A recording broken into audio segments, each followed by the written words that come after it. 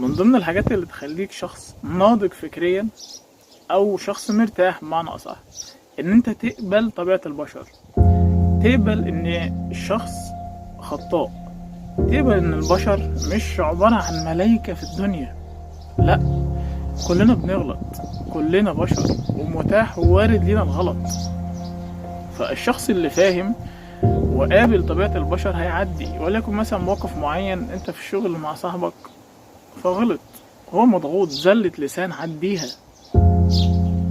ففي حاجات كده ما تقفش عليها، في حاجات كده لازم تفهم تبقى عندك شخص كده قبول ناضج فكريا ان اللي بيحصل ده وارد من البشر، ان احنا مش ملايكة، ان يوم من الايام شخص هيسيبك، يوم من الايام شخص هيخذلك، ده وارد لان البشر خطاء.